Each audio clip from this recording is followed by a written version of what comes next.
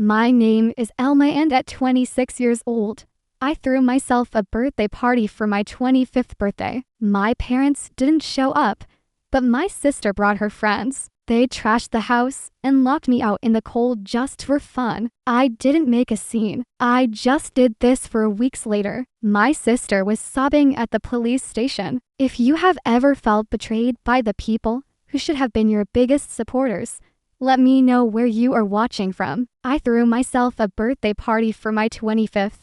Not a rigor, not a big dramatic bash. Just dinner, small, familiarly, home-cooked, you know, like a normal person trying to reconnect with the people who made her. I had this totally naive idea that if I made it meaningful enough, maybe they'd show up literally and emotionally. Spoiler, they didn't. I just moved into a new apartment. It was sleek, clean, and didn't smell like decades of someone else's cooking oil. A soft upgrade from the shoebox I used to rent with peeling laminate and neighbors who screamed at each other through the walls. I scrubbed it for 2 days like a real estate agent was coming for a photo shoot. Kindles, cloth napkins, actual glassware that hadn't come from a gas station promotion. I cooked short ribs from scratch, my mom's favorite, because apparently I still thought that would mean something. Dinner was set for 6. At 6:05, the short ribs were going cold, and I was standing by the window like a Labrador, waiting for someone to come home. 6:10, I called my mom. She answered with that bright apologetic voice she uses when she's about to do something objectively awful, but doesn't want to be held accountable for it. "Oh, sweetheart, we forgot to tell you. We have tickets to the opera tonight. Non-refundable tonight. So you're not coming. Rain check. Okay, love you. Love you, sure. Just not enough to reschedule your night of fancy singing." I didn't bother calling my dad. He was either already in his seat at the opera or pretending not to know what day it was. Next, I tried grandma. She picked up mid-laughter. "Oh, Alma, honey, I'm out with my ladies tonight. Bunko night. I thought you knew." Nope. But hey, nothing says beloved granddaughter like being ditched for a dice game and spinach dip. "I'll see you at Emily's on Saturday," she added cheerfully. Emily being my cousin, the golden child. She probably gets custom gift baskets just for remembering to breathe. So by 6:30, I was staring at a perfectly set table, candles flickering, food untouched, all dressed up in a clean apartment filled with silence. But wait. It gets better. Belle, my younger sister, texted me at 7:58 p.m. bringing a few ppl. Hope that's okay. Spoiler, it was not okay. But oh right, she showed up at 8:15 with 10 people, 10 strangers. One of them was wearing sunglasses indoors, and another asked me if I was the roommate. They tumbled in like I was hosting an after party, and they'd last the address. Belle blew past me with a happy birthday, like she just remembered what day it was. I figured more the merrier, she said, handing me a bottle of wine she didn't buy. They rated the food I made like it was a Vegas buffet. One of them poured vodka into my wine glasses. Another started dodging from my Bluetooth speaker, replacing my soft background jazz with what can only be described as electronic chaos. I pulled Belle aside. "I didn't plan for this. I have work tomorrow." She blinked like I'd just spoken in Morse code. "Hey, well, relax. It's your birthday. Be fun for once, right? Be fun." The recurring feedback note of my entire childhood. At some point, someone yelled, "Hey, Almer, can you check outside? I think the food delivery is here." I stepped out, because I'm still the kind of person who assumes people mean what they say. The door closed behind me, locked. I knocked lightly at first, then harder. Nothing. The music was so loud the hallway vibrated. I waited. I tried again. Still nothing. After 5 minutes of standing in the cold, like a doorman with bad luck, I walked down to my car, sat in the driver's seat, and stared straight ahead. I could still hear the bass thumping. I could see shadows moving through the windows. The house party was in full swing without me, and not a single person noticed I was gone. I didn't cry right away.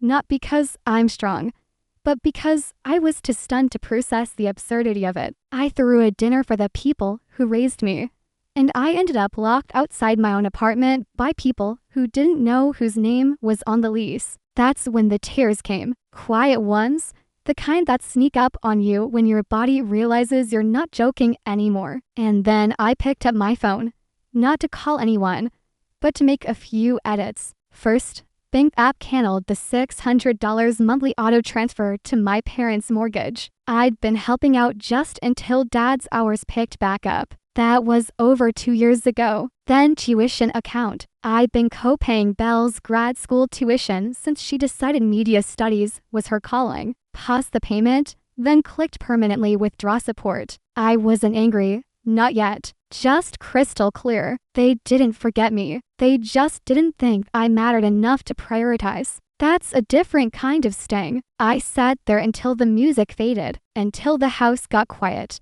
until my candles burned out inside and my birthday died quietly outside. But something shifted in that car. They thought it was just a party. What they didn't realize was that they'd handed me a match and pointed at the bridge. The morning after the party, or whatever that was, I stepped back into my apartment like a guest walking into the aftermath of someone else's bad decisions. The smell hit me first, a mix of alcohol, burned wax, and the unmistakable scent of someone's cologne that I was 99% sure had come from my bathroom shelf. My living room looked like a group project for people who'd never cleaned before. Wine rings on the coffee table, a crushed bag of chips on the floor, a sticky patch on the rug that I didn't even want to investigate. My decorative bookshelf was missing half its plants. Someone had shoved an empty beer can into the soil of my snake plant like it was a recycling bin. And then there was the bed, my bed,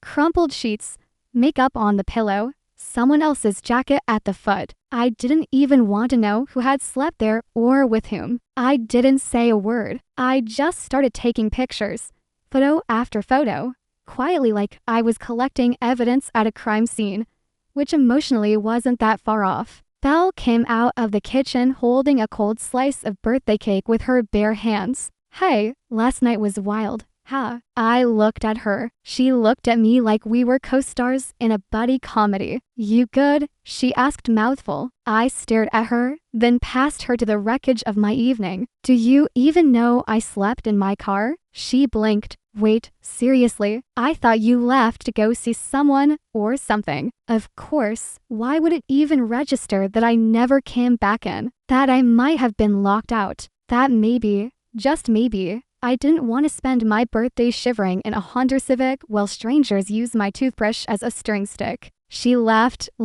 You're so dramatic sometimes. I mean, it was just a party. I didn't answer. I didn't have to. I'd already started making the cuts. But here's the thing. This wasn't new. Not really. This wasn't the first time I've been forgotten. Just the first time they did it with music playing. Growing up, I was the reliable one, the solid one. Elma can handle it. Elmer doesn't need much. Elma's fine. I was 3 years older than Belle, old enough to remember the shift when she was born. The way my mom's eyes sparkled around her, the way my dad's arms always seemed more open when she ran into them. She was the sparkly one, the fun one, the one with the dimples and the perfectly timed jokes. I was the straight kid who made her own lunches and didn't complain when my birthday was rescheduled 3 years in a row. Once for a flat tire, once for a last-minute vacation. They forgot to tell me about once because Belle's gymnastics tournament took priority. Spoiler, she placed 4th out of 5. I remember one Halloween when I asked to be Hermione Granger. My mom told me she didn't have time to figure out a costume,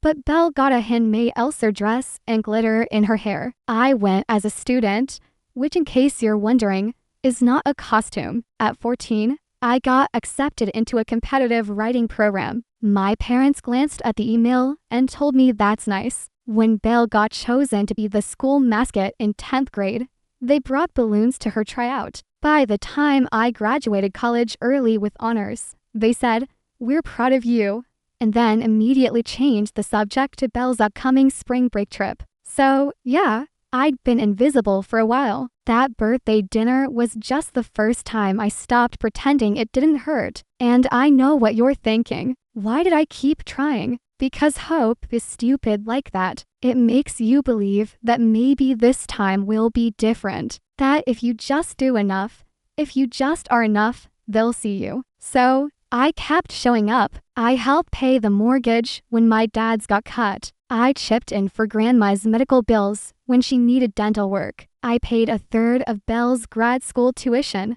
because she said she couldn't focus on studying with money stress. I was always the helper, the fixer, the invisible scaffolding holding up their lives. But that morning, standing in my own apartment like a stranger in someone else's mess, something shifted. Belle went back to scrolling on her phone. One of her friends emerged from the bathroom, looking like a raccoon who'd lost its will to live. No one offered to clean. No one said thank you. No one even asked how I'd slept. I walked past them all quiet and closed my bedroom door behind me. I sat on the edge of the bed and let the silence settle. For the first time, I wasn't wondering if I'd done something wrong. I was wondering what would happen if I finally stopped doing everything right. Belle left without saying goodbye. Not that I expected anything resembling an apology or even basic self-awareness, but a sorry for turning your birthday into a frat party would have been a nice surprise. She didn't text, she didn't call, she didn't even fake concern about the wine-stained rug or the fact that someone had slept in my bed with their makeup on and left half a lash strip on the pillow. So I sent her the invoice. It wasn't passive-aggressive. It was just aggressive and accurate. $1,235 itemized. $300 for professional deep cleaning. Yes, that was wine in the floorboards. $150 for new bedding. $85 for a ruined rug. $90 for a replacement decanter. And $600 to replace my sanity. Kidding mostly. I attached photos of the damage, included a due date, and sent it with the subject line cost of chaos. No snarky message, no emoji, just the facts. She read it, left me on the scene, then posted it to Instagram. Not the whole thing, obviously, just the total and the first line. Cut off for dramatic effect. My sister invited me to her birthday dinner and then sent me a bill. Pull underneath, insane or iconic. Apparently, I'm the villain in her story, the neurotic big sister who dared to ask for compensation after being locked out of her own apartment. The comments were about what you'd expect. What kind of psycho charges family? Girl, what did you do? She sounds like she watches true crime and takes notes. My personal favorite. This is why I don't talk to my sister either. They're always jealous. Jealous of what? Her minimum credit score, her ability to weaponize brunch. It would have been laughable if it didn't sting, because in that moment I realized something. She really didn't think she'd done anything wrong. Not just Belle, none of them did. The next day the phone rang, because of course Thelma, she said, immediately exasperated. What is this thing Belle posted? Did you really send her a bill? She trashed my apartment. I said that wasn't a visit. That was a home invasion with wine coolers. She said it was an accident. So is Chernobyl. She's your sister. You keep saying that like it's a coupon for free labor. There was a pause then, and I heard you pull out of the tuition payments. Oh, that I said. Was I supposed to ask permission? You could have given us a heads up. You could have shown up to dinner. That's not the same. No, I said one is common courtesy. The other is me financially carrying a woman who doesn't know how to use a trash can. She gasped. That's cruel. She posted my invoice on Instagram with a crying laugh emoji. I think the cruelty ship has sailed. Another pause. Longer this time. Then we're asking you to reconsider. I let the silence stretch. Because she needs the help, she added. Or because you do. Guess she didn't like the question. The day after that, my dad called, which was like a lunar eclipse. Rare, weirdly timed, and usually followed by a sense of dread. You know your mom's upset. She usually is. We might have to cancel our trip to Arizona. You know that, right? Right, I said, Because I stopped covering your mortgage a beat. We relied on that, he said, and for once, he didn't sound angry, just tired. We weren't expecting you to just cut it off like that. You weren't expecting me to grow a spine, he sighed. You're making this all about money. No, I said. I'm making it about respect. Another pause. You're throwing away your family over a bad night. That's the thing, I said. It wasn't just a bad night. It was the final one. Then came Belle. She didn't call. She just showed up. Hair messy, hoodie oversized, phone in hand. I opened the door and leaned against the frame. Hey, she said. I waited. I got dropped from the tuition plan. I'm behind on rent and now I have to get a job. Like an actual job. I raised an eyebrow. That's usually how it works. I've never worked during school before, and I've never been locked out of my own apartment before. We're both experiencing growth. She narrowed her eyes. You're punishing me. No, I said. I'm just not volunteering for more damage. She stared at me like I was speaking a different language. Maybe I was because I was speaking in limits, boundaries, things she'd never been asked to understand before. I don't have time for this, she muttered, then turned and walked away.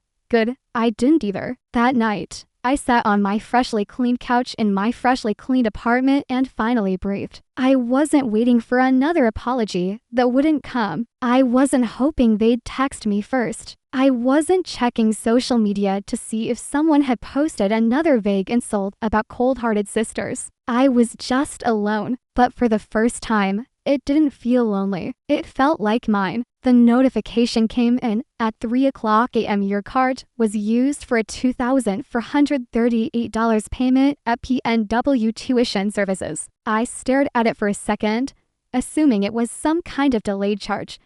But the number didn't match any previous invoice, and I definitely hadn't approved a payment in the middle of the night. And then it hit me. Belle, I'd forgotten that card was still linked to her school's online portal. Rookie mistake. She didn't ask, didn't even warn me, just waited until I was distracted, logged in, and used my account like it was her own personal emergency fund. She didn't just cross a line, she lit it on fire. By noon, I was sitting in a plastic chair at the precinct, filing an official report for unauthorized use of my credit card. I also handed over the photos, an itemized damage list from the party I never wanted. It wasn't petty. It was necessary because if no one else was going to draw the line with her, I would. She called the next day. Unknown number. I only picked up because I thought it might be the bank. Amar. Her voice cracked like it had been holding everything back until now. I'm at the police station. I didn't say anything. They called me in. They said you reported me over the tuition payment, correct? You could have just asked me to pay it back. You didn't have to. Her voice broke. You didn't have to do this. You didn't ask when you took it. There was a pause then, full meltdown. I didn't know what else to do. I couldn't get the payment through in time, and the school said I'd lose my spot. I couldn't go back to working the cafe. Elma, I was exhausted. I couldn't study. My friends all ditched me because I was always working and tired. I was falling behind and she choked out the last part. I didn't know what else to do. It was the most honest thing she'd said in years. And still, I didn't flinch. You stole from me, I said. You humiliated me, lied to everyone about it, then used my credit card behind my back. I was desperate. I was to the night I sat in my freezing car while you laughed with your friends inside my apartment. Silence, please,